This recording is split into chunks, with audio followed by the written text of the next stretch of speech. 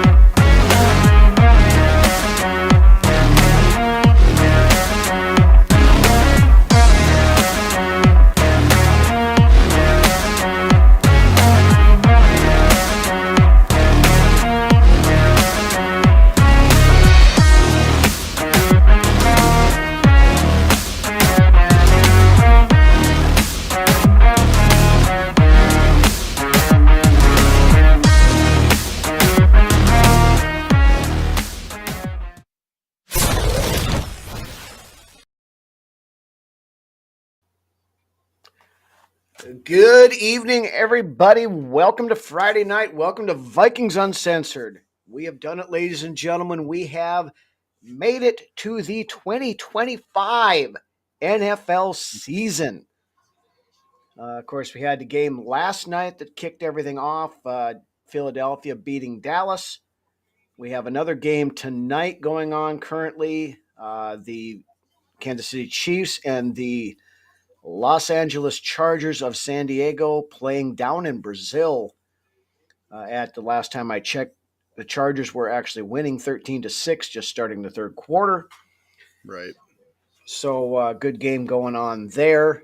But we are going to pay more attention, of course, to the ending of the week one for the NFL season, as the Minnesota Vikings travel to Soldier Field Monday Night Football to take on the Chicago Bears.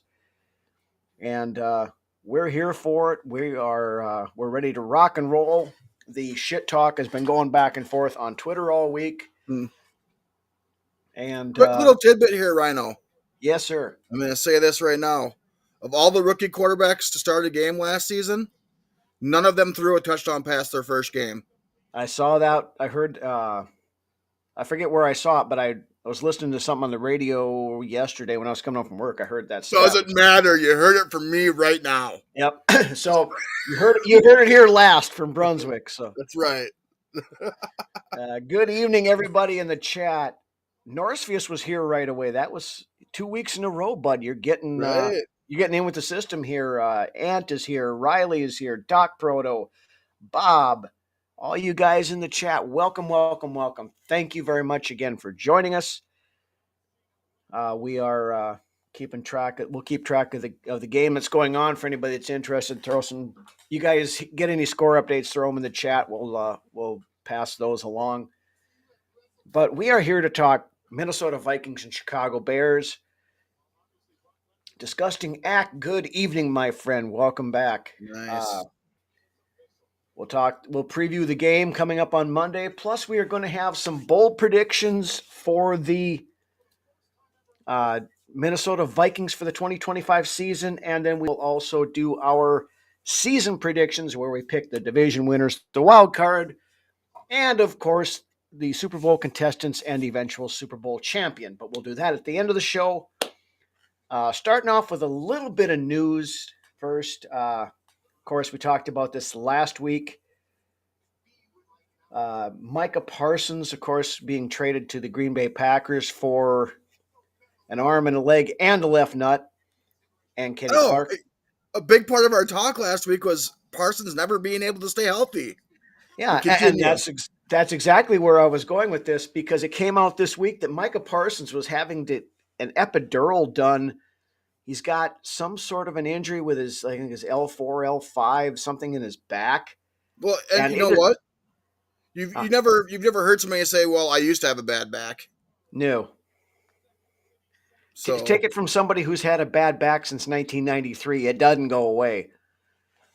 But he is questionable as to whether or not he is going to play against Detroit on Sunday. So, we talked about it, and people want to compare this trade to the Khalil Mack trade. That the Bears had a handful of years back here, and Khalil Mack just came in. But you know what?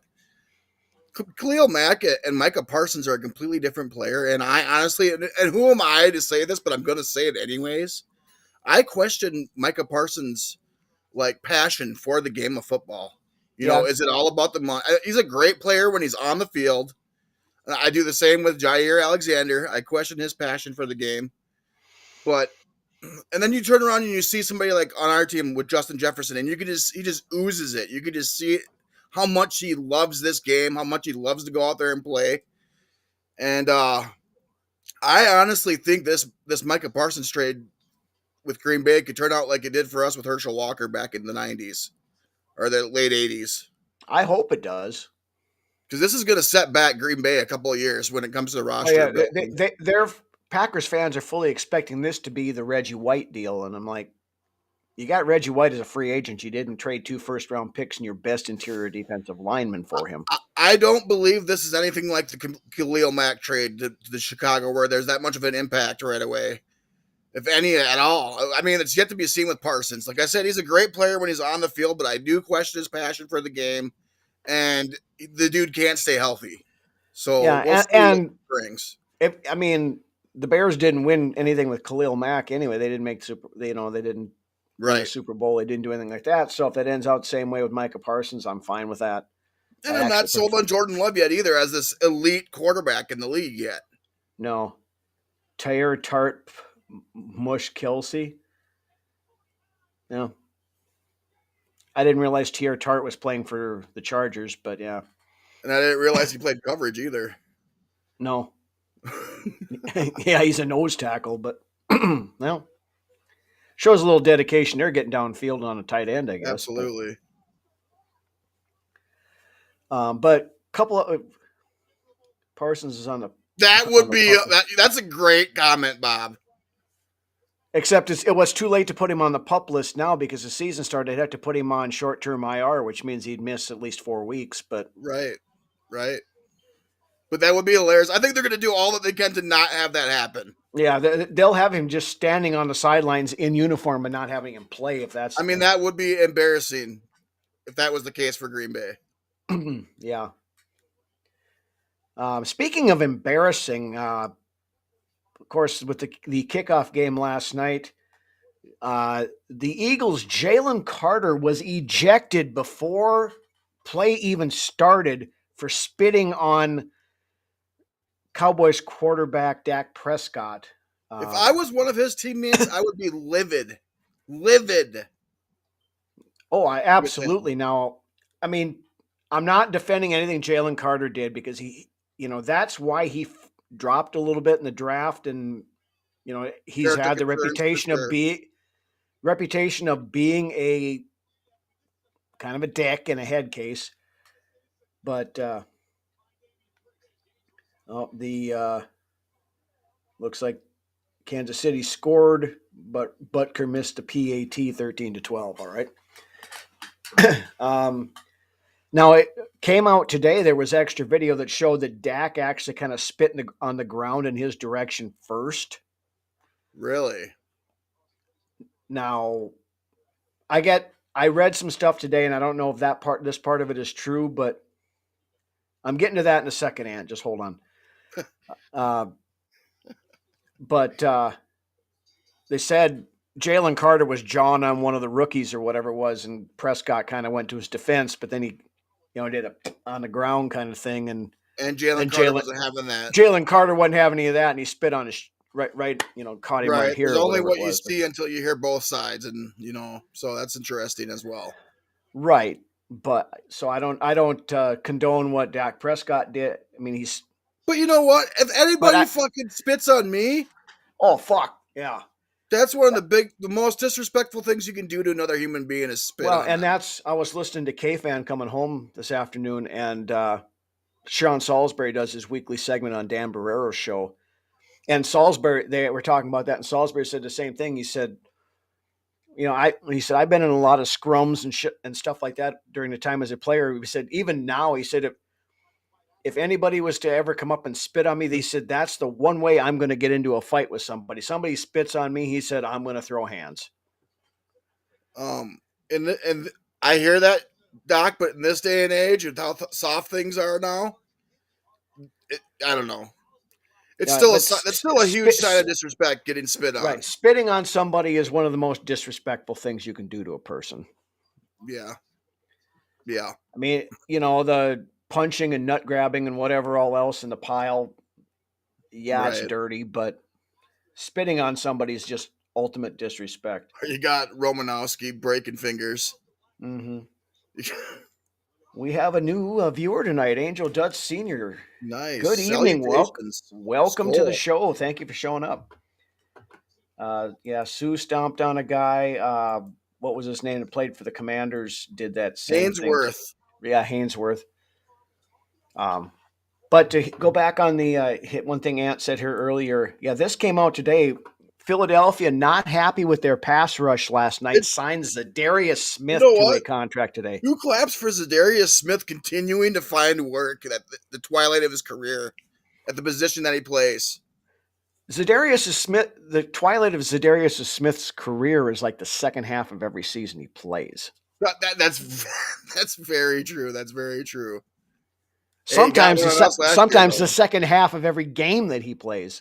Yeah, but you know what? I like the character. He's always, just a happy-go-lucky guy. Good locker room guy for sure. For any team that he goes to. Yeah, I mean, we've had him and moved on. Yeah, he really sputtered out the second half of the season. He came out of the gates strong as fuck, though, man. You can't deny that. Second half of the season, though, he really sputtered. But, I mean, he wore out his welcome in the NFC North pretty much. I mean, Green Bay had him, and they let him go. We had him, we let him go. Detroit had him last year, and they need pass rushing help, and they let him go. Yeah. I mean, they signed Marcus Davenport. They signed Marcus Davenport over Zadarius Smith. I don't know how that guy continues to pull in the paycheck. When's the last? I mean, I don't think he's played more than 4 games in the last 3 seasons. Combined. That's what I'm saying. Yeah. How does he continue to... Oh, there comes a fly monster. Oh, he's gone. Don't worry. Yeah, get that damn thing out of there. Yeah, if you know, you know, right? Yeah, that's if you know, you know. But yeah, anyway, we've hit enough on that kind of stuff here. I've seen worse. I have too, Doc, but it's still. I agree, Doc. Absolutely. It just, but you can't let that stuff stand, and when it gets to that point, it's a matter of principle, really. But somebody pisses on me, I don't care if they're 7 foot tall and 400 pounds. I'm going to punch them right in the freaking scrot if I have to. At least he didn't piss on him. Well, there is that. There's that too. Yeah, that's right, Bob. There's that. Now that's going to be the Packers' new wide receiver, Golden, because of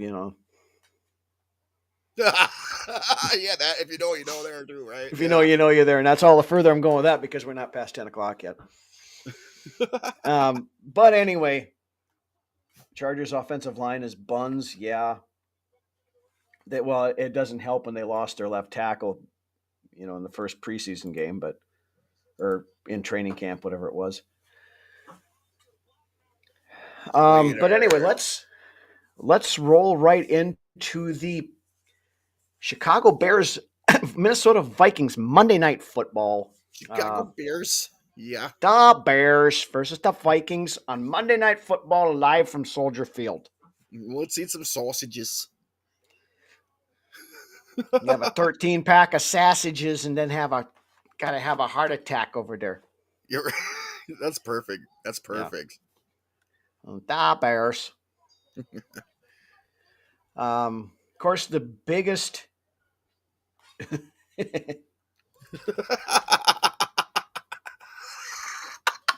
That's the comment of the night so far. uh, Yes. Doc might have to win a Yes. prize for that one. But of course, the biggest question of the coming up is on the injury front. Will Christian Darrisaw and Harrison Smith play on Monday night?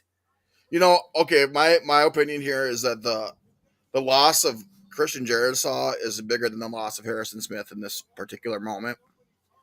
I think we got the guys there to be able to make up for Smith, but not having Darisaw there on the blind side really it sucks. Right. But now, just to pull you back off the ledge just a little I'm bit getting there. a little bit clamped, Ryan. Yeah. Okay. Let me help you out here, Brunswick. Yesterday on the injury report, Christian Darrisaw, Harrison Smith, Xavier Scott, and Elijah Williams did not practice. But today, Christian Darrisaw was a full participant. So, Oh shit! That's great. That's great. Love it. and That's a great sign pointing towards Monday. Yep. And on Thursday, Van Ginkel and Naylor were also full participants. I think Gink has just been precautionary all throughout training camp. It's a neck thing. You don't, want to really mess with that. But I think he's 100% good to go. Yep. Yeah, he's been full practice the last 2 days. Harrison Smith was listed as limited today. Now they didn't do a full practice. I want to know what this freaking what is going on. I want to know what's going on. They're just calling it an illness. I don't know what it is, and nobody really knows what it is. But I absolutely feel like one of the Golden Girls, like just gossiping around here, wondering what's going on with Harrison Smith. Yeah, nobody knows except the ones in the organization. I have not seen it yet, Riley, but I will. If it's as juicy as you're saying it is in the comments, there, I'll have to go read it later. But or give us a little bit of that fire. Yeah, give us some cliff notes in the chat. We'll pop it up there. On the Bears side of things, and we got. I love me some Harrison Smith. Don't get me wrong, but I believe we'd be okay with Theo Jackson and Josh Metellus and Jay Ward manning it, and to Taviar Thomas if needed. I'm not a knock on Harrison Smith and what he brings to the defense. Just I think we'd be okay going with these younger guys as well. Well, and I think even if he does play, they'll probably be on a pitch count. But I'd like to see him out there for a little bit. I should have signed Jabril Peppers. We're going to get Got to get Harrison Smith one last ride here. I mean, I trust in this coaching staff. Coaches out from 24 season from hell. There's no substitute for the work. That's something he needs to learn. Hey, have you been watching this show for the past 2 years? I've been saying that stuff about Caleb Williams the entire time. Is that we've both been saying this, right? Yeah. As far as like it's all mental with Williams and how much of a playbook can he consume and how well can he perform under the constraints of a system. Mm-hmm. Exactly, and we'll get into that a little bit here more in a second. But just I want to finish off the injury thing. That takes a lot of sacks, but yes, continue. Yeah. The Bears injury stuff: defensive back Josh Blackwell, linebacker T.J. Edwards, running back Roshan Johnson have not practiced the last 2 days, so they're trending towards not playing. Jalen Johnson's my biggest thing. Jalen Johnson has been limited the last 2 days now. Even he hasn't practiced since July, Rhino. You throw him out there against Jefferson week 1. I like the Jefferson match. I understand that Jefferson only practiced for about a week in August, but I'd take Jefferson over any corner going into week 1, especially one that hasn't seen the practice field since the end of July. Yep. Now, Jalen Johnson's a good player, with a bad groin injury. Right.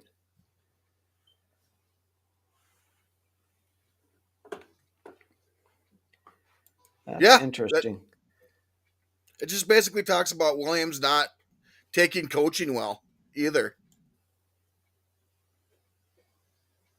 It's all up here. Rhino, we've been saying this since before Williams even got drafted. Our biggest Well, concern with Caleb that Williams that was was that what was goes why on in between his eyes. that's why I didn't want He's a guy that's above the game. He's above the game. He does not been take coaching well, according to this article. no been saying it for 2 fucking years now that the guy is just he's more concerned with getting on ESPN and the making those freaking It's night and highlight day with reel plays than McCarthy. he is about winning a freaking game. Night and day with McCarthy. Mm-hmm. I'm gonna love seeing this rivalry for the next 10 years. We'll see the rivalry for about the next 2 years until they Yeah, if kick Caleb even keeps his Caleb job. down That's the right. road. But yeah, anyway, back to Jalen. Chinese buffets. I'm Yep. saying too much. Yep, pack it down.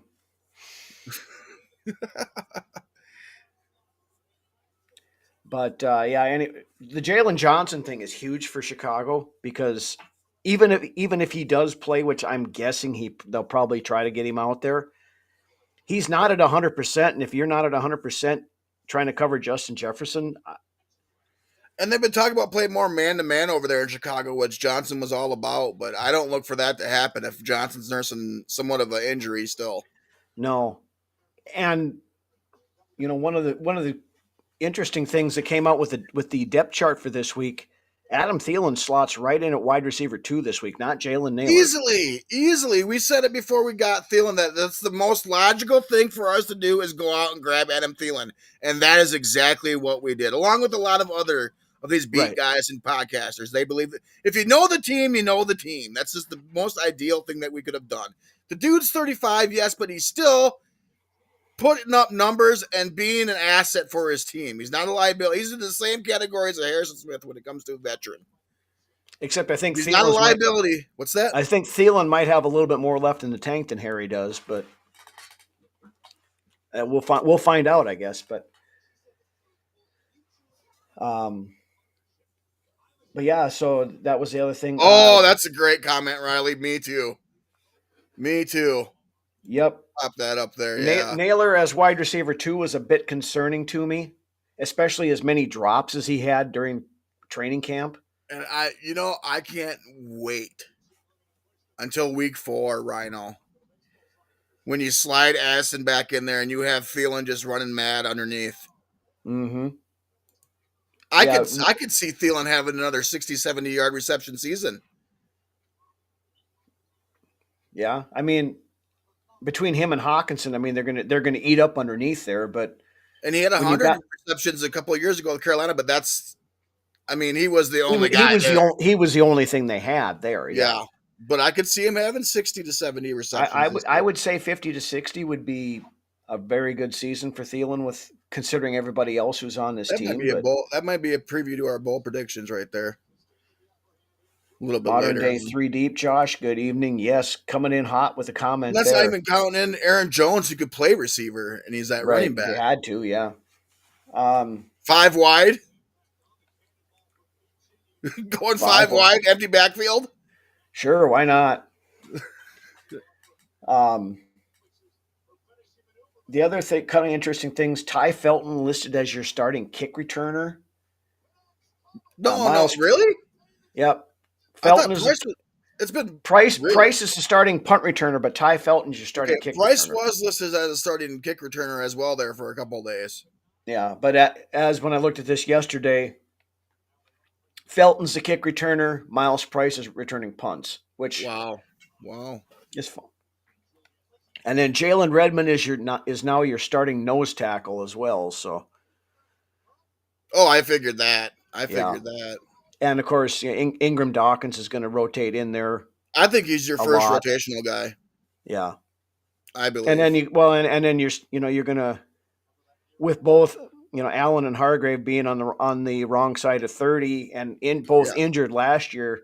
4 weeks, Riley. You're gonna have all these guys rotating in, LDR and everybody coming in there too. Yeah, Oliver's going to get his catches too. I mean, they're going to use him more as a blocker as they are, but he's very underrated as a pass catcher in in the NFL. He's more known as a blocker, but Yeah, a lot of people are not a lot of people, but I did read an article where he believes Oliver is going to have career highs in he could. receptions and yards. He very well could. Um, I guess we'll see what happens. I don't know what his career high is. I haven't looked it up. I But think 26 or 27 receptions. yeah, I mean, This there's going to be some enough to go. yards. There'll be a lot of balls to go around with. You got This has the Jeff. potential to be the number one offense in the NFL. Yeah, So and that we'll talk about this in the keys and stuff here in a minute. But they have enough options out there to where they don't have to try to do too much. play action, play action, play action, play action. Establish that run game and feast. I would tend to agree with you on this one, Riley. That's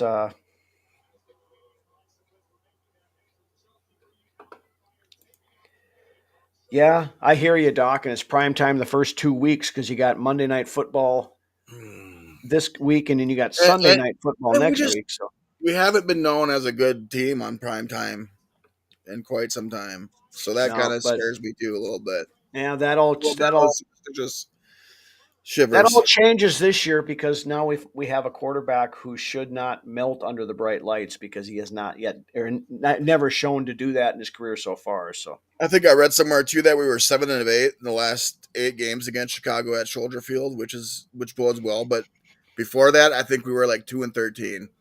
So yeah, well, a lot of that came with Zimmer had a hard time in Chicago for some reason or another. And at the end of the Childress era too wasn't really and that great sometimes there. some So really fucking weird shit goes on there at Soldier I Field. still think that place is built on the fucking Indian burial ground or some damn thing because there is some really weird shit and an extremely garbage field. Now I heard something the other day where they had like 5 concerts there in the last couple of weeks. Yeah, so that field could be kind of They put fatty. down brand new sod, so yeah, it's going to be Right. questionable as to whether or not that sod will stick. Right, on how soft it's going to be and if it's slippery or what have you. Also, a nice little tidbit here for you guys too. McCarthy went to a game years and years ago, his first game. That was between the Vikings and the Bears, and the day that Peterson ran for 224 yards and 3 touchdowns Yep. and fucking shook Brian Urlacher out of his shoes at the 50-yard line.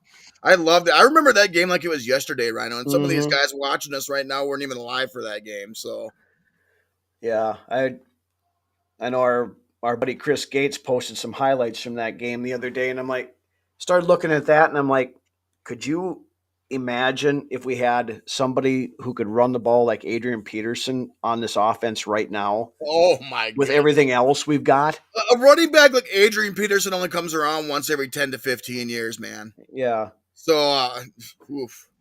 Delvin Cook was pretty good, though, for a good number of years. Dalvin Cook was a more complete running back than Adrian Peterson was, but Adrian Peterson was one of the best pure runners.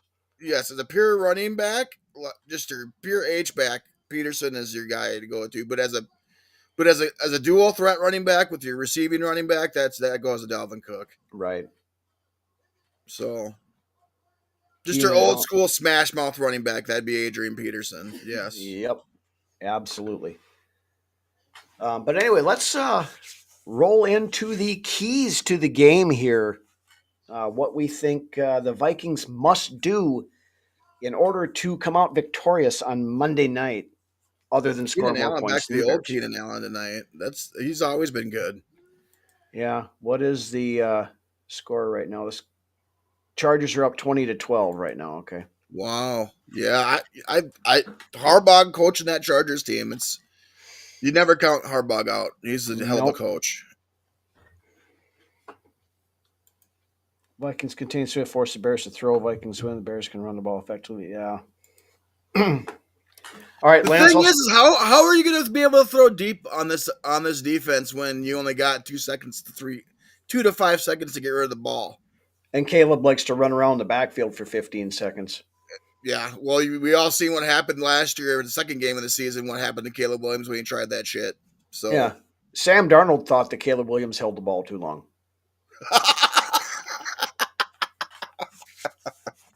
that's a good one. That's a good one. All right. I'll let you start with your keys, Lance, and tell us what you think we need to do. Well, I think it's going to be great seeing McCarthy take over this offense. I believe O'Connell's been kind of hiding McCarthy a little bit from the public eye. I think McCarthy is going to be 100% ready to go. He's going to know that playbook from front to back.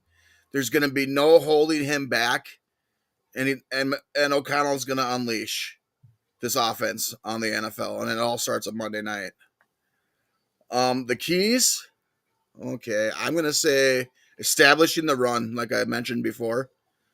Start ripping off those 6-yard runs, and then nailing them with the play action. McCarthy thrived in play action in college. So I look for that a lot of that, especially establishing the run and letting that run game really help McCarthy out in the pass game. So that's it. I think we're going to see a completely night and day offensive line, and our eyes are going to be open wide on Monday night with that offensive line. We've seen shit for offensive line play. I mean, our offensive line was overrated last year. Everybody outside of Minnesota that was just that follows every team and was posted about them, about the offensive line being so great. They're not as great as the national media made our offensive line out to be. No. And that's why Kevin O'Connell had enough after that Rams game in the playoffs and basically called them out. So I think we're going to see night and day when it comes to this offensive line entering this year with the additions of those 3 guys I across would the agree. front. So I look for this offense to get going on Monday night, and I believe it will. And on defense, it's going to be interesting to see how that defensive back room looks. Are they going to be able to cover these Chicago receivers and Odunze and Burden and DJ Moore, and then you got the young buck Loveland at tight end, that you got to cover too, as well. So it's going to be interesting to see how our new look cornerback room looks on Monday night and how coverage looks. I'm excited to see the defensive front with Hargrave and Allen and Redmond starting there, and the pass rush especially. And how well are we able to play the run without Harrison Phillips in there, and these lesser Allen and Hargrave aren't known for their run stopping. Not saying they're bad run stoppers, but when it comes to them, their prowess goes into the pass rush. So it'll be interesting to see how we play against the run. I do like, obviously, Cashman and Pace, and then Gink as frontline defenders along the defensive or closer to the line of scrimmage as well to kind of help out with the run game as well and run support. If we force, or if the Bears want to take deep shots on us, I don't think they're going to be there because the pass rush is going to be there before the deep routes are available. So, to me, it all comes down to stopping the run and taking away the deep pass on defense. And then also, another little side note, how do our new return men look on special teams? Yeah. So, pretty well wraps it up there for me. All right. As my thoughts on the game go. All right. My keys. First and foremost, establish the run. We need to be a little more balanced, and I think Kevin O'Connell knows that, and that's why we went out. We upgraded the offensive line, went and got Jordan Mason. For those short yardage plays that we have not been able to convert the last couple of years, because at 3rd and 4th and 1, we're going 4 wide receivers with an empty fucking backfield. That has annoyed the shit out of me for the last 2 years. Jordan Mason's going to make that completely different this year, I believe. The true number 2 running back that is probably going to take over the number 1 spot before the season's end. Yeah. Now, with that established the run being said, I think, everybody expects the Viking, Mr. Handoff Merchant to go out and do nothing but hand the ball off in this game on Monday night. It would not surprise me one bit, and you can write this down and tell me I'm full of shit, whatever, but for the Vikings' first offensive play for scrimmage, depending upon where they're at, if they're backed up, they're probably not going to do this, but, if they start normal field position, play action to Aaron Jones, and they're going to let J.J. McCarthy chuck it deep on that first play. And I'm going to tell you right now, McCarthy's not afraid to throw the ball deep. He showed that last year in the preseason as well, especially if it's there. Yep. And that'll go into one of my second keys, Jalen Johnson versus Justin Jefferson. We talked about this a little bit ago. Johnson, even if he does play, is not at going to be 100%. So, Josh Mickey has a comment here I want to hit quick. Yep, I'll put it up there. If our corners can hold up for 4 to 5 seconds and stay sticky, I think that gives us our pass rush enough time to get to the quarterback. Yep. So, and then there was one by Emmer as well.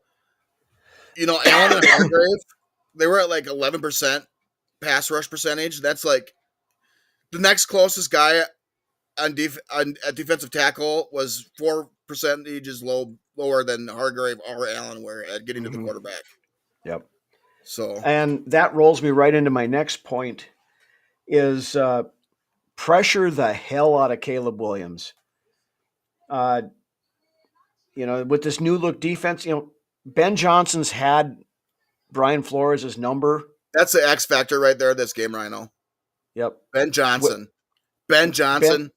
Ben Johnson also does not have the tools at his disposal that he had in Detroit. That's very true. So, Caleb Williams, we talked about this. He does not play well on script, and Ben Johnson is a very scripted coordinator. And he's going to make sure that, you know what? I honestly, Badgett, if I'm Caleb Williams and my first 3 weeks don't go that great, granted, the Bears have a hard schedule coming out of the gate playing us, and I think they play the Lions next weekend. So, but you come out and Caleb Williams struggles, Badgett is sitting right there. Who is more of a Ben Johnson type of quarterback? He absolutely is.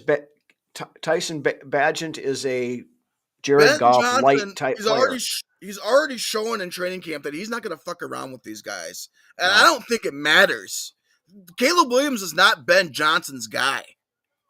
No, he's not. And if Badgett is sitting there in the wings, I'm a big fan of Badgett, by the way, and just the human being that he is. But granted he plays for the enemy, but if I'm Caleb Williams, I'd be making sure that I got my shit together because Badgett's sitting right there behind me, waiting and hungry to lead this team. Yeah, no, you're not wrong. But on the pass rush thing, this is we need to be able to get pressure with our front because that's where Ben Johnson would pick apart Flores' defense in the last couple of years when bringing with the blitz. Then he hit that intermediate stuff, and there was nobody there to cover it because we were bringing too many people on the blitz. The linebackers were coming in. It opens that hole in the zone, and they're just killing us through there. Now, that's what makes Allen and Hargrave in this defense even scarier because then you don't know when the blitz is coming with Brian Flores. Right. And Flores is going to blitz. That's in his DNA. He's going to blitz, but I don't think you have to blitz like we have. Exactly. We just said it on cue. You don't have to blitz like we did in the prior couple of seasons. No. Now, but here's a key point here. Kind of tying in with this. Jonathan Gennard versus Bears left tackle Braxton Jones. Last year, Jones gave up the second highest pressure rate in the league for left tackles at 12%. Gennard could have 5 sacks this game. Gennard had the 7th most pressures in the league at 69. So Gennard, I'm thinking he's probably sitting on a 2-sack game at least. A multiple sack game, yeah. And you know what? Gennard's just been foaming at the mouth all offseason. Yep. He has. He's ready. He is ready. If there's anybody on this defense that's ready to go, which I guarantee you everybody is, but if there's one guy that is, it's Jonathan Gennard. Well, there wasn't many players who took that loss in the playoffs last year harder than Jonathan Grenard did. He's the one that came up with that. You've seen the defensive guys going around wearing those T-shirts that says "More is required." I love the He's the one. leadership that he brings into this He's the squad. one that came up with that. I love me some Jonathan Grenard. Fuck the Bears. I love it, Norris. I love it. Nice. I love it.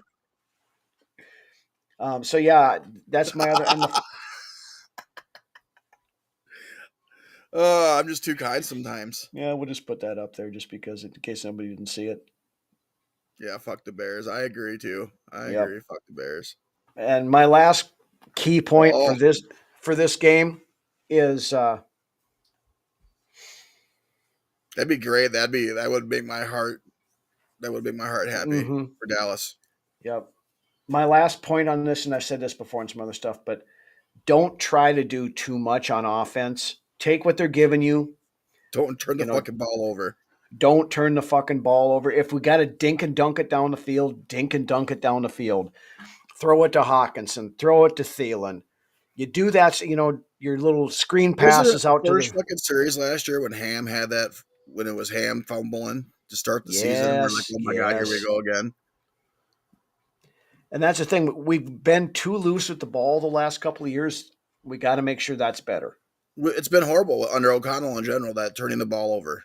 Can't be happening. Although in the second half of last season, we really shored that up. We got better at it, yeah. But, yes. But so those are our keys anyway. And, we might as well, we'll do the predictions here at the end of the game too. Just for the, as we did last year, we do the NFC North games.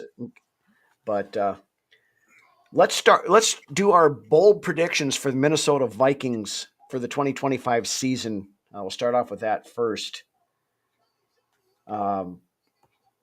Since you went first with the keys, I'll throw mine out here first. And you go. All right. I have 3. Jonathan Grenard. Small, so Jonathan Grenard has at least 17 sacks this year.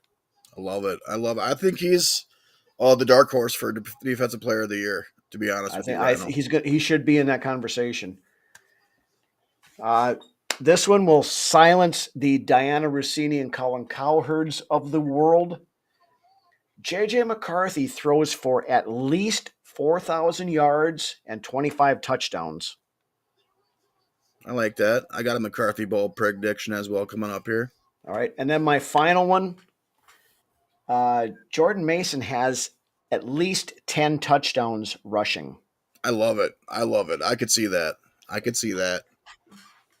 Those are some nice Brunswick's bowl predictions here. All right. Let's hear yours there, buddy. I got McCarthy throwing for 3,600 plus passing yards, but also having at least 400 plus rush yards.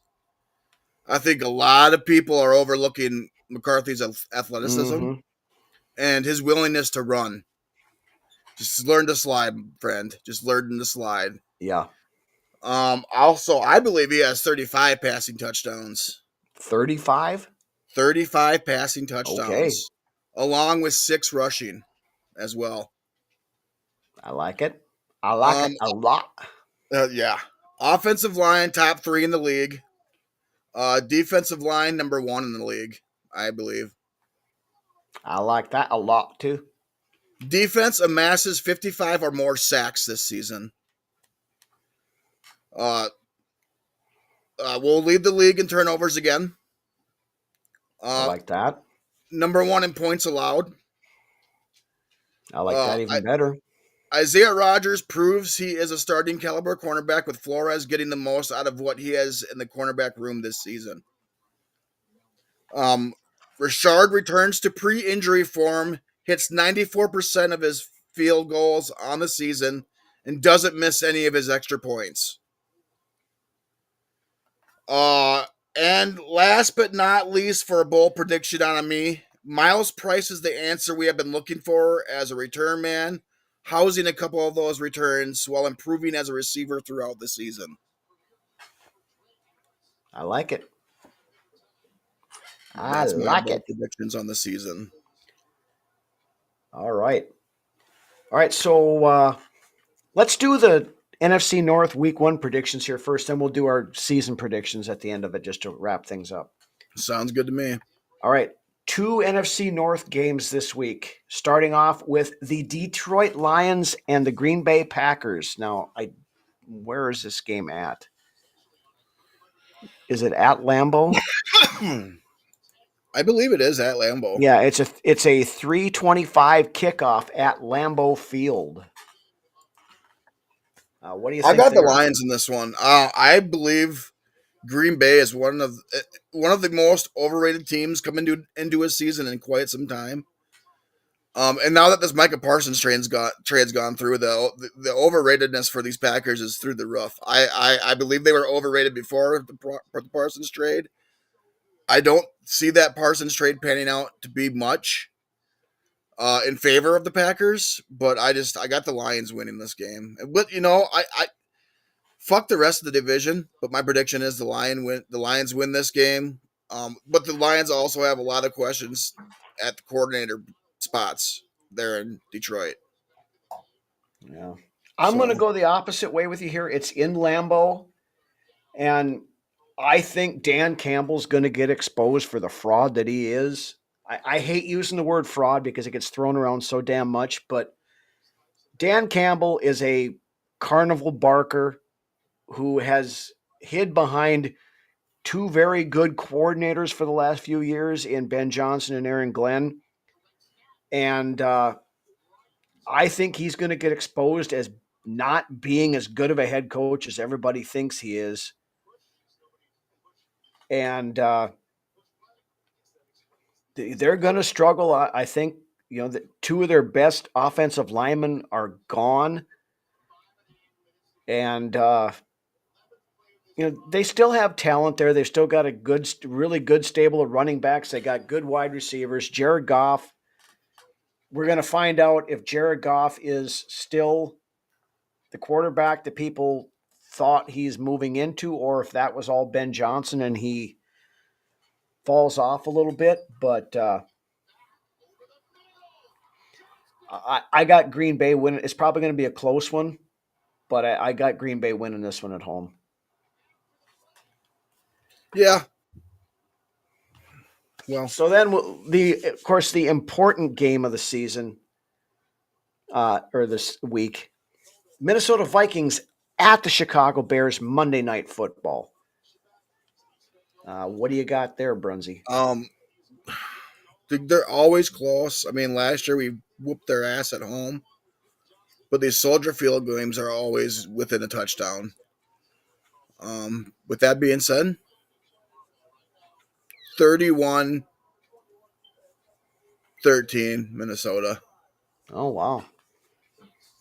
Okay. I don't expect this to be a real super high offensive output game. It's September. You got to be knocking that rust off too. It's September. We're not going to rust off. Our guys didn't play hardly at all in the preseason. You're going to see some sloppiness, which there's I hope going to we be don't. A little bit of that.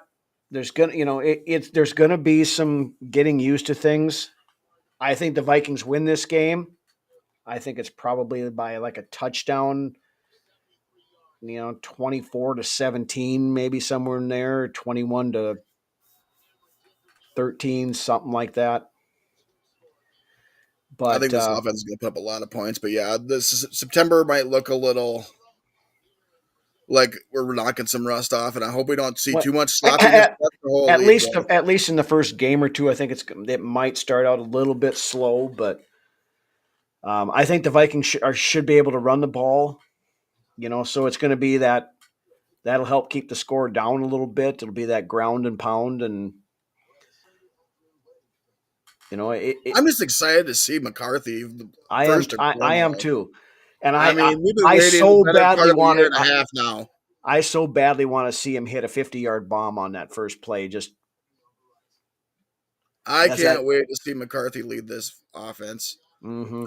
I am in love with him as a quarterback.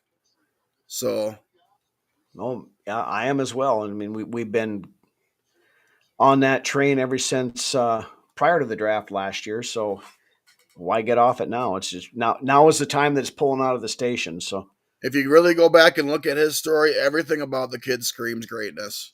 mm-hmm. And if he doesn't succeed, it's not going to be from lack of trying. I saw something the other day where, and it's not just him; it's also Max Brosmer. He said the team basically has to kick the two of them out of the Yeah. facilities to go tell them to get out of here and fucking go home. To say it's almost worse with Brosmer. Yeah, they're the first two guys there in the morning, and they're the last two guys out the door at night. And you know what? They basically had to tell Brosmer, "Hey, calm it down a little bit because Yeah. you are the backup this year." And right. you know he wants to be coached so badly. He said they were almost annoying. Yes, you seen the article too. Josh McCown and all those guys because he was over trying to learn too much at a time, and he's like, "No, we got to work on with JJ here. He's our starter. We'll work with you later," kind of thing. I like how McCarthy called Wentz Coach Wentz too. He didn't even call him Carson Wentz, called him Coach Wentz. But yeah, I mean, you know what that spells out, having Brosmer and McCarthy in that quarterback room all together, all the time. I mean, we might be locked up at quarterback 2 next year for the next 4 or 5 years with Brosmer.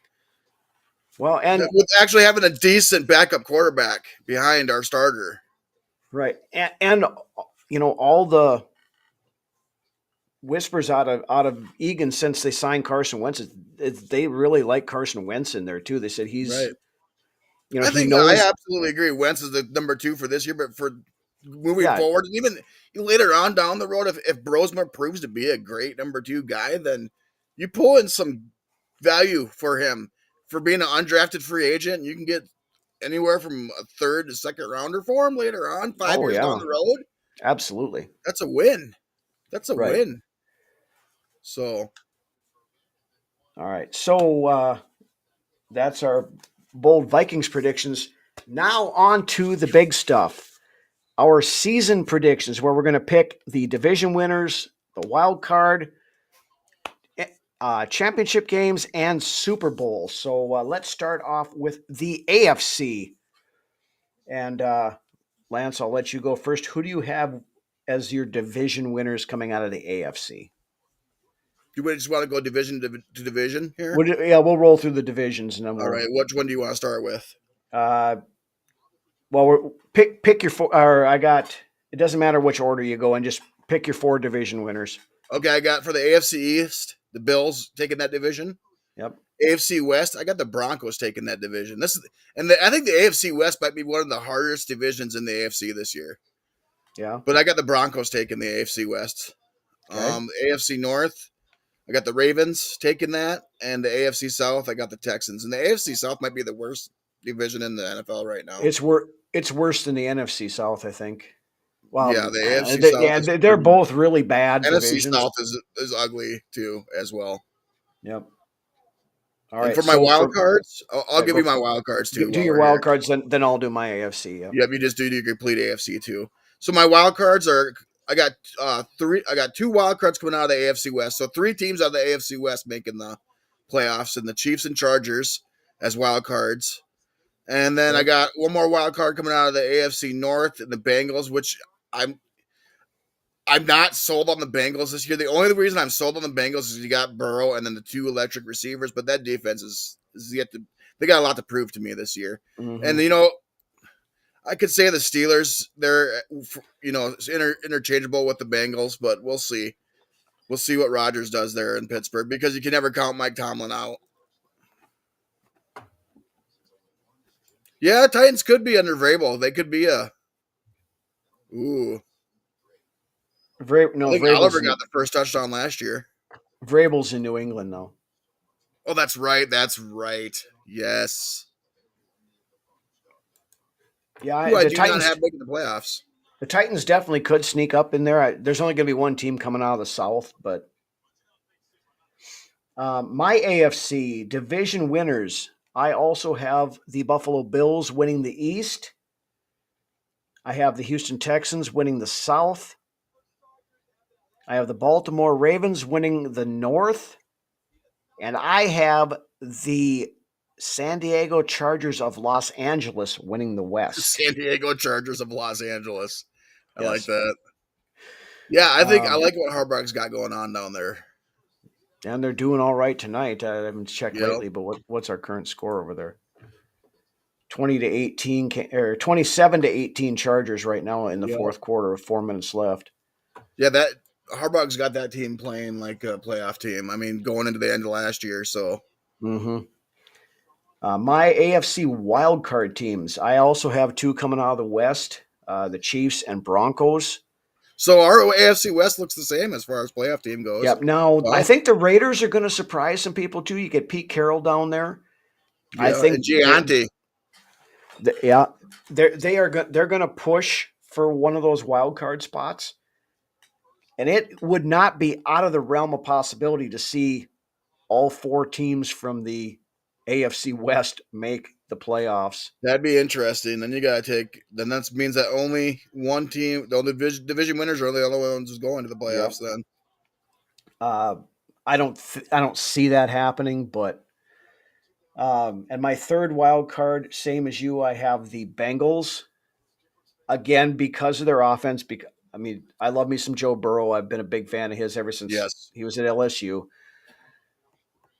Uh, Jamar Chase, obviously, but their defense is ass cheeks. Their offensive line is not good. So they very well could miss the playoffs. right. I just Which I opens the believe door in for that fourth team in the West to go in, right. or the Steelers to climb up there and do it. I think the Steelers missed the playoffs. I think this is the first year Losing that season for Tomlin, first losing season for Tomlin. I think Aaron Rodgers is going to and that show that all he's a but puts Aaron 42-year-old. Rodgers to retirement. That all Yep. but ends Rodgers' career. Then, if that's the case, Yep.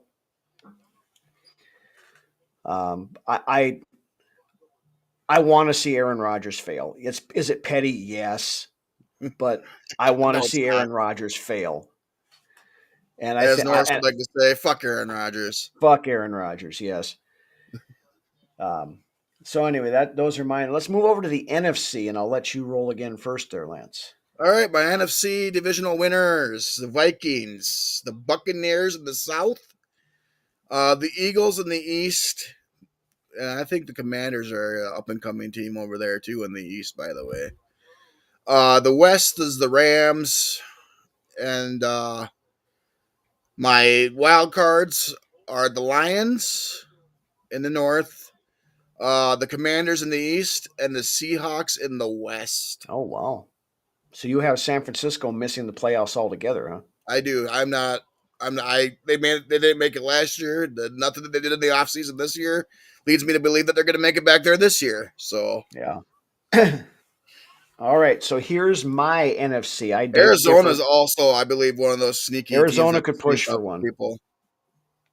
So here's my division winners. I have the Commanders out of Houston the scored. East. Did they? Yeah. Okay. I have the Anyways, Commanders coming in out of the East. Watching Philly last night. Philly's defense is not going to be as good as it was. They lost some talent this year. Uh, so I got Washington winning the East. I have Tampa winning the South. They're the only decent team out of a collection of yeah, crap. that's an ugly division. It's got like the Falcons and Yeah, the Falcons could push for it, but I'm not sold yet on Michael Penix to see what no, happens there. no, I don't see the Falcons making their way to the playoffs. Yeah. They could by default if Tampa Bay falters, but out of the West, I have the Rams with the caveat that Matt Stafford stays healthy. You know, he's dealing with a back issue there, They and if he cannot afford to be having Stetson Bennett running that offense down there they in got LA. somebody no they got Jimmy Garoppolo, I think, don't they, as their backup? Well, that could be. I think Garoppolo is their number two. I know that Bennett got a lot of run with the ones in preseason because Stafford Yeah, well, wasn't that's playing. because Stafford didn't play at all or Right, but does that didn't say practice. anything about Garoppolo? Then I don't know. Unless they have him that they think highly of Garoppolo enough to not have him play during the preseason. Well, I think that was part of it, is to not get him hurt because they didn't know what they needed to make sure he was going to, because Garoppolo has had injury problems and throughout his career as well. So That's a great comment, Riley. I like that. I don't like it, but I mean, it's a good comment. yeah. It's rings true. All right. So for my again, Washington, Tampa, the Rams, and I have the Vikings winning the North. My NFC wildcard teams, I have the Eagles making it in. I have the Packers making it in. And I have the 49ers just barely squeaking in, but you could convince me to switch Arizona in for San Francisco. I think the Eagles are going to they're going to have a little bit of a hangover this year. They're going to take a little bit of a step back. Green Bay is a good team. As much as I hate to say it, they got a decent team. Overrated. They're overrated, yes. They're not as good as everybody thinks they are, and they were 1-5 in the division last year, and that last one was just kind of a fluke thing. Well, if we think our quarterback situation is bad, which I believe that Flores knows what he's doing there with the defensive backs, but Yeah, you look at Green Bay's quarterback room, and it is not good. It's a mess. So I mean, But we'll see. their linebackers and their edge rushers are top of the line. Yeah, they But got the they got a interior of good that front defensive line seven, is but going to be without Kenny Clark up in that interior of that defensive line. Then I don't know. their run defense is going to be a little more suspect this year. Yeah. Yes, All right, so let's roll on to the. Super Bowl. We'll hit the championship games first. Okay. Who do you have going into the AFC championship game? I'm going to go with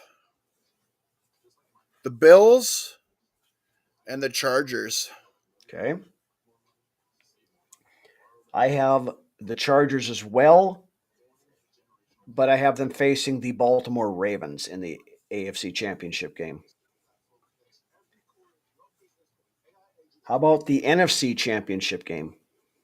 Well, I'm going to have to go with the Vikings, and I'm going to say,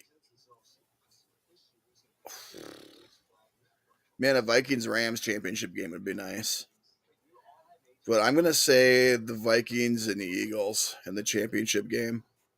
So a repeat of 2017, huh? I mean, Vikings Seahawks would be a huge storyline, but I don't Sam Darnold if he makes the playoffs. Darnold's not going to I get have into him the making NFC them, championship game. but he's going to crumble when the lights are brightest. I don't see him making it more than being one and done type of Seahawks team. But Yeah. I could see the Eagles, Commanders, or the Rams being who we play in the. And you don't the Buccaneers depending on Mayfield and if he keeps it, ripping like he is. But yeah, I'll just say the Vikings and Eagles. But like I said, it could easily be the Commanders or the Rams or the Buccaneers even. Yeah. Okay. For me, I have the Washington Commanders making the NFC championship game, and I have them facing our Minnesota Vikings. That'd be the second year in a row Commanders made the championship game. I'm a believer in what Dan Quinn's doing over there, and I love Jaden Daniels. I liked him coming out. I would have loved to have had him on this team. Yes. As long as he can stay healthy. He was our third guy basically on their list of quarterbacks we would have liked to have had, but we basically knew he's going. There was three guys that I wanted. It was McCarthy, May, and Daniels. Yep. All right. So now we go to the Super Bowl. Which two teams do you have going to the Super Bowl, and who do you have winning it? Well, let me tell you this, Rhino. Super Bowl logo conspiracy theory. You ever hear about that? Yes, I have. You know the two colors? And I actually have that in my prediction here too. That's why we have a podcast together, Rhino. Just one of the many absolutely. reasons. And why we go to Chinese buffets all the time. Right. Well, I love Chinese, and who doesn't? That's our other podcast. Right. Chinese buffets uncensored. Mm-hmm. But anyways, you know the two colors, right? Yeah, I do. Yeah, purple and blue. Mm-hmm. Vikings, Bills. Okay, now you went a little differently than I did. I'll give you mine, and then we'll pick the winners here in a second. So if you look at the NFL logo, there is purple on it, and it shows some woods and stuff off on the side as it blends into going over the Golden Gate Bridge because the Super Bowl is in Levi Stadium this year. but the trees, which represents the Northwoods, Minnesota. is Minnesota. So there's your purple. But you look at that blue. That blue is not the royal blue color Oh, of the Buffalo Chargers. Bills. It is the powder blue mixed in with yellow of the San Diego Chargers of Los What a Angeles. story that would be. So I have J.J. McCarthy facing off against his old coach, Jim Harbaugh, in the Super Bowl. Either way, Vikings versus Chargers. they're very storybook worthy endings to the season on either part. You got the Bills and Vikings both losing 4 Super Bowls. Who's going to be the one walking away with the one win? You got the Vikings versus the Chargers. Student becoming master? I don't know, but that would be a great story for the NFL as well. Either way, our Vikings are in the Super Bowl. I'm all in, man. Yep. So, and then winning the Super Bowl, I have the student besting the master, and I have J.J. McCarthy hoisting the Lombardi Trophy as that purple and gold confetti rains down over the top of all of us, and we can finally joining, I believe, Roethlisberger or Brady to be as being the only second-year quarterbacks to ever get to the Super Bowl and win it. I think yeah, Brady and Roethlisberger are the only sophomore quarterbacks to ever win the Super Bowl. Correct me if I'm wrong, anybody out there, but I think that's I don't know for sure, but you know what? I was thinking the other day, not really so much as far as, but a good comparison for McCarthy for me, and this would be like a legend comparison. So stick with me here. Steve Young, but a right-handed version of Steve Young. I can see that. Yeah. He's got the wheel. Steve Young had the wheels. McCarthy's got wheels a lot better wheels than a lot of people think. That's what I'm saying. Like I said, my bold predictions: 400 rush yards, 3,600 plus passing yards. So, yeah, I got the Vikings going as well and beating the Bills for our first Super Bowl win and the Bills' 5th Super Bowl loss. Josh Allen still can't get over the hump, and then the league sees a new face in J.J. McCarthy as the face of the league for the next 10 to 15 years. All right. All he does is win, no matter what. Yep.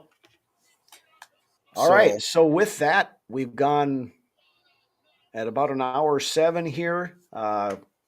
I think that's good enough for tonight. We went through a lot of stuff tonight. Of course, the predictions, of course, the discussion about the game. Football's here, ladies and gentlemen. It is underway. By the next time we talk, the Minnesota Vikings killing it tonight. Yeah. Well, let's give them one last little update here on the game. Yeah, we are currently sitting with. It's not updating. Hold on. What do we got, Anthony? I got to update my NFL. Just a second here. I'm on another page. On another page. Well, I got 17 tabs open here. Just give me a second. It's not loading. Chargers are winning, according to my brother. Chargers are okay. Bozeman, Montana. Okay, Chiefs are going to lose. Yeah, hopefully. 27-21. How much time left? 2-minute warning. All right, who's got the ball? Chargers. All right. Let's see if the Chargers can run the clock out on the Chiefs and go home with a victory here tonight. But Hot Rug's got this in the bag now. Yeah. With that, we'll let you guys go so you can go watch the very end of it here. Thank you guys all for joining us on a Friday night here during a football game. I know a lot of people are off watching that, and I don't blame you. But thank you for everybody who joined us. Great comments as always. Great discussion. And we'll be back. I believe we'll be back. We're going to be back on Thursday night next week. Be a late one. Be a late night show, but we will see you guys next week. Again, shout out to the Filipino fan club. I know they're watching. And with that, why don't you take us home, Lance? We are finally here. We are finally here. Week 1 of the NFL season Monday night against a rival in the Chicago Bears. Let's go into Chicago, take care of business, and come back to Minnesota week 2 against Atlanta 1-0. With that being said, we'll be back for the recap of week 1 and the preview of week 2 next Thursday night, 10:30 p.m. Central Standard Time. Millie and Aubrey, if you're out there watching, Dad loves and misses you. Skol. Have a great weekend, everybody.